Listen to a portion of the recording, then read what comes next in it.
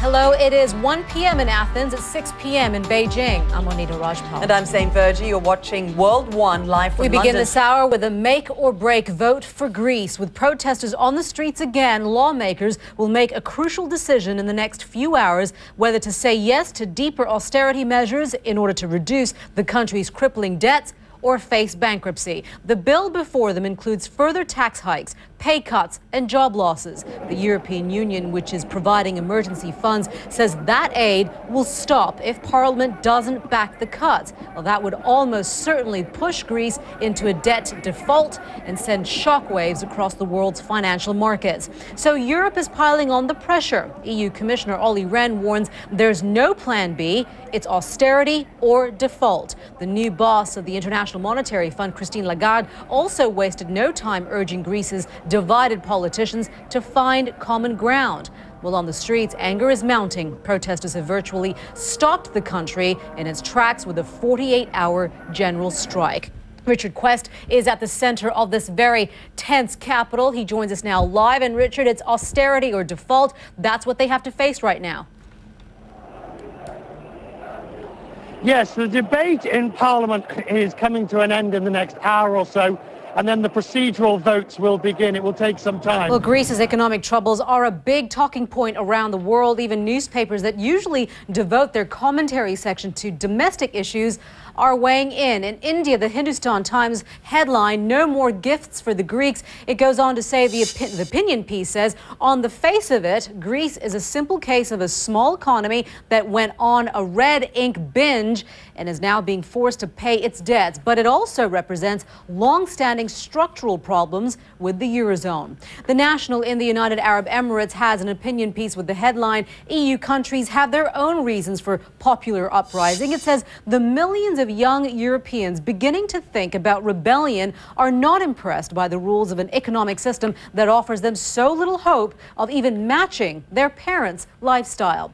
And finally, in Australia, the Sydney Morning Herald has the headline, an op-ed headline, West heads to a Greek tragedy. It says no matter how deep the problems of the developed world, it will survive. But these seemingly prosperous countries, which have gone for many years falsely inflating their prosperity by borrowing from the future, are reaching their day of reckoning. By its strikes, Europe is in the grip of an economic crisis, but there has been an offer of help from an unexpected source. China's Premier Wen Jiabao says he can extend a helping hand from afar by buying up the sovereign debt of struggling Eurozone nations. Mr. Wen was speaking in Berlin, where he was wrapping up a tour that included stops in Hungary and Britain. He brought his wallet with him, signing more than $15 billion worth of deals with Germany. Let's talk a little bit about how much more important China's role is now and is becoming in Europe. Well, Monita, first of all, the Germans obviously feel that China is becoming much more important to them and, of course, also to the whole of Europe. You can see how China... Curious to know, how does this make Angela Merkel look? Her popularity rating has always been in question there in Germany. And by signing these really economically viable deals with China, how does this make her look domestically? Well, I mean, right now she's in quite a difficult situation. I mean, on the one hand, politically, things aren't going very well for her. Welcome back. You're watching World One. Here are some of the stories we're talking about. A wildly popular TV show, but there were no cliffhangers, just a lot of cliffs, as well as fjords and floating icebergs. It's the TV hit of the summer in Norway. The show consisted of a cruise ship sailing around the country's long coastline. It clocked in at an epic 134 hours of pretty much this. Kept half the country glued to their screens, though. Pretty popular show. And do you want to get together with Google? The search engine thinks it can knock Facebook off the top spot in social networking. It has announced a new service called Google+. One thing it's got that Facebook hasn't is video chat. Google reckons it will change the way users interact with their friends online. For now, the new service is by invitation only.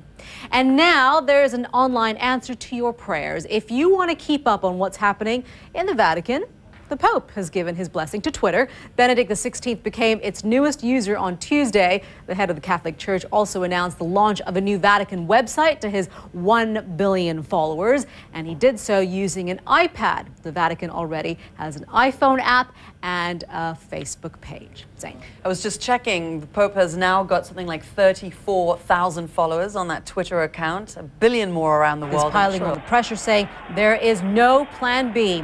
It looks as though it'll be austerity or default. Now, of course, the vote is not a done deal just yet. The only thing certain right now are the stakes, and they could hardly be higher. Without the austerity measures, Greece won't get funds from the EU that it desperately needs to remain solvent. I'm joined now by CNN's Jun29 with more. And John, I guess the question is, they're saying that these tax hikes need to happen in order for them to raise money to pay back these really harsh loans. But the thing is, with tax hikes come, I guess, a stalling in the economy, that there's no growth. So what can they do? Well, I think we're at this case where there's the point of no return. There is no U-turn out of this. They know that in Athens. They know this in Paris, Frankfurt, and Brussels right now. Very different tale in Syria, Zain, where many people are far too afraid to express anti-establishment views openly. CNN is the only U.S.-based network reporting from inside the country, and we're getting two different views on what's actually going on. Government handlers are carefully orchestrating what they want the world to see, but as Arwa Damon tells us, there are whispers on the streets of Damascus hinting at a different reality. This is the Damascus suburb of Douma, and it is one of the areas that has seen numerous anti-government demonstrations. The men's quarterfinals take center stage at Wimbledon today, and the rain shouldn't affect play, shouldn't. Pedro Pinto, hopefully you're happy about that. Yeah, I am happy about that. If it doesn't rain, I'm a happy man. Let me tell you what's going... I know it is though, isn't it? Well, the play at the All England Club starts in a little over an hour with That's it for now. Thank you, sir. You're welcome. Sir? Since when? I'm being polite. Some respect. I'm being polite. It's just Pinto. Ma'am. All right. You're watching World One Some Live. people are saying the country's set for its biggest strike since 1926. On Thursday, 750,000 teachers and civil servants will walk off the job. They're protesting plans to make public sector workers retire later and pay more towards their pensions. Travelers are being warned to expect delays entering Britain as border control staff join the strike as well. Now, one group who probably won't mind are the school children. They're about 2 million of them are expected to get the day off. Martin Friedman is head of pay, pensions and conditions at the Association of Teachers and Lecturers. He joins us now. Martin, we're going to keep those pictures up. They're live pictures up now of what is happening in Greece. That's what happens when you have a debt that's uncontrollable. You have a debt that you can't pay back. That could happen here in Britain because the debt is so high. Do you think a strike right now is the answer to get what you need? We wouldn't take strike action lightly. My union hasn't taken strike action in its whole 100-year history. Interesting. All right, Mr. Friedman, thank you very much for your time, sir. You're watching World One Live from London. I'm Zain Verjee. I'm Monita Rajpal. Thanks for joining us. Of course, we'll continue to keep our eye on Greece. At this point, we'll bring you the latest as we get it. And of course, we'll have an update of the news headlines in just a couple of minutes.